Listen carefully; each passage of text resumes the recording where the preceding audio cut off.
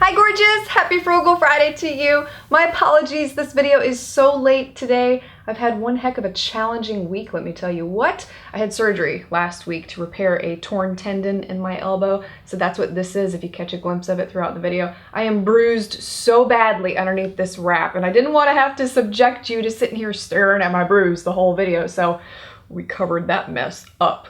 Anyway, in today's video, I'm sharing some new products with you from Wet n Wild. I recently stumbled across these in Walgreens, picked a bunch of them up, and tested them out for you. So in this video, I'll be showing you how they applied onto my face, giving you my full review, and then at the end of the video, I'll show you how they wore throughout the day and give you my final thoughts as to whether or not these are ones you should get or skip. First product we'll talk about here is one of their new eyeshadow palettes. This is in the shade Coming in Latte. It has 6 shimmer shades in here and 4 matte eyeshadows with a total of 10 eyeshadows in the palette. Pigmentation is excellent, as can be expected with Wet n Wild eyeshadows. There is no shortage of color overload with these shades when you do apply them onto your eyes. The trouble that I had with this palette is that it looks much different on my eyes compared to the swatches on my hand. So the colors get lost in translation somewhere between applying them onto your hand and applying them onto your eyes. They just don't show up true to color as I wish that they would have. But again, blendability, pigmentation, application, really great with this palette. I just personally didn't care for the color range in here, but that's just me. Wet n Wild has also come out with some new eyeliners, and the one that attracted me the most in the display case was the felt tip eyeliner, because it's really hard to find a good quality felt tip eyeliner in the drugstore, so I thought I'd give Wet n Wild's a go. However, upon initial application with this pen, I found it rather difficult to get it onto my eyes. It was almost like it was dried up, even though it wasn't, because if I swatched this on my hand, I had pure pigment. But for some reason, I could not get it to appear that way on my eyes without applying several strokes over and over with the pen.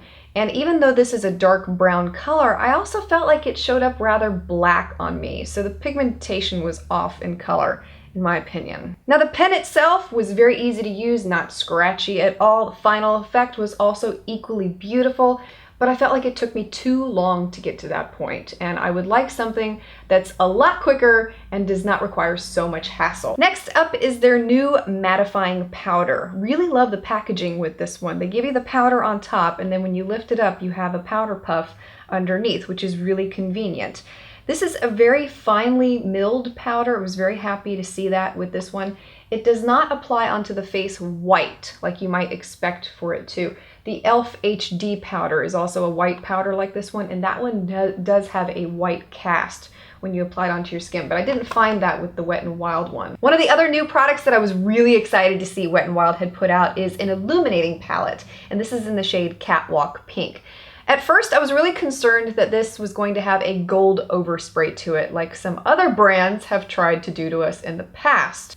MAC, but it was very shimmery even 4 layers down, so I'm very happy that I can tell you that. I feel like it's a blush and a highlighter in one, so it has like a pinkish hue to it with a little bit of shimmer mixed in, and it's really beautiful on the skin. I also spotted a new lip product from Wet n Wild. This is one of their Velvet Matte lip colors, and I picked up the shade Charred Cherry. The display that I found in my Walgreens was almost completely wiped out, so I don't know if they have other colors in this line of lipsticks, but this is the one that I was able to get, and I really love the color of this. The application is very smooth and creamy. It feels like lip balm when you apply it onto your lips. It doesn't feel like a matte lip throughout the day either. It's very soft, very hydrating, and I didn't find that it dried out my lips at all either. One of the final new products I have to share with you is one I've been getting a lot of questions on lately, and that is the Photofocus Setting Spray. This has a very fine mist. It sprays evenly onto the face. I didn't have any trouble with the pump whatsoever with this one. I didn't detect a smell with it, although some people I've read reviews from online have said that it does have a smell, but everyone's nose is different. Maybe mine just didn't detect it. I didn't find there to be a smell that was worth mentioning, good or bad.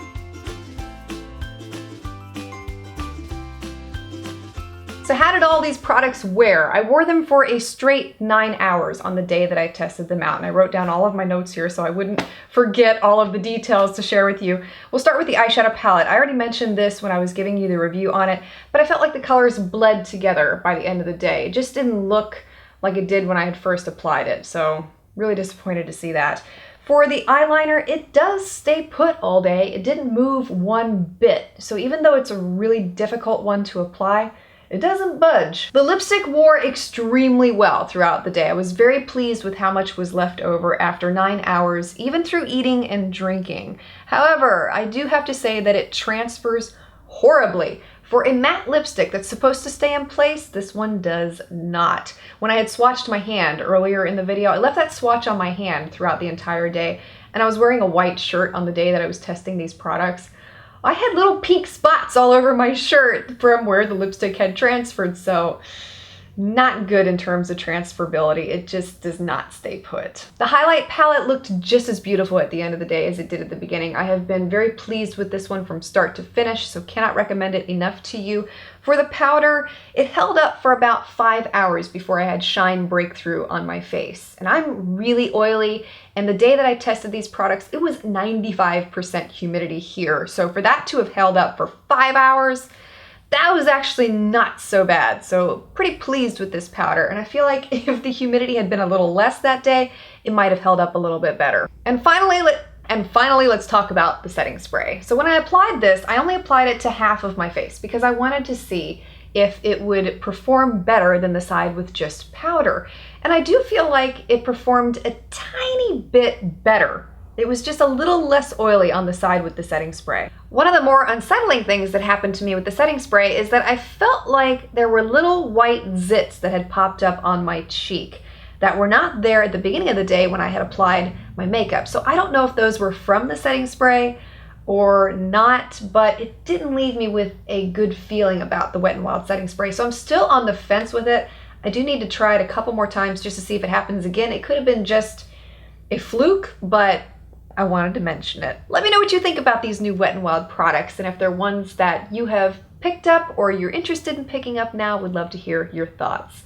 Thanks so much for watching. I look forward to seeing you again next Friday, and I hope you have a wonderful weekend.